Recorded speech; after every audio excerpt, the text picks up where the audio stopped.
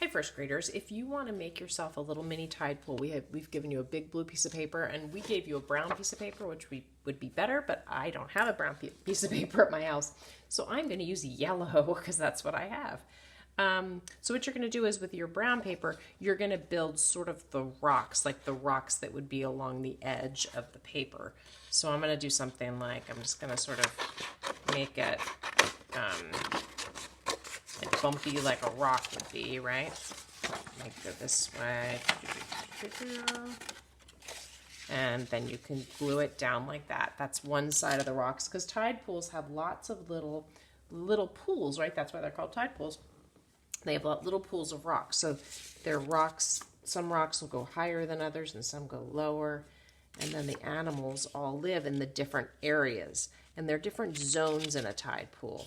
You have the high zone where like seagulls will live, and some of the animals that it's okay if they get dry, because up here, obviously at the top of the rocks where the water, if the water comes up to about here, and this is all sky maybe, some of the parts of the tide pool, they get really, really dry.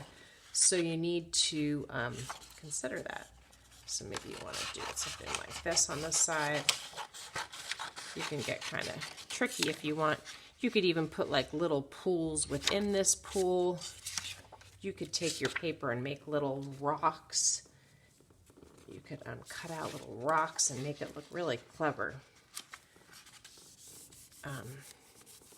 You could even make it kind of three-dimensional. By taking these rocks, you could add a little, make it kind of do a little fold like that.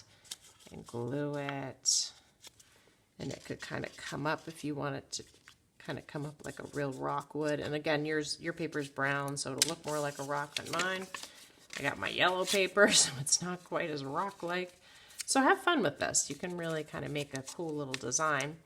And then, if you've made your animals, you can now start to put your animals into your tide pool. So maybe you want to put your sculpin down at the bottom, because remember, they hang out at the bottom so that they're not in the waves, and they camouflage themselves in the sand.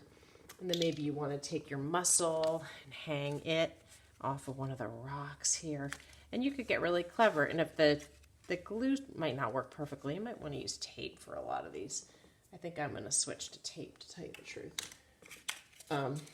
Then you can put your limpet on the rocks, and you can attach all your little creatures to your little tide pool. And then you have a little mini tide pool at your house that you get to enjoy. And you can do some more research about tide pools if you want to.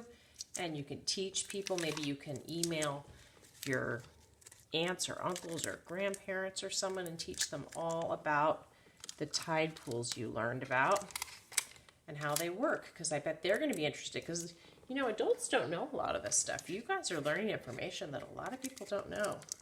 So it's big stuff. It's exciting. You can attach your barnacle up there, wherever you want to put it, okay?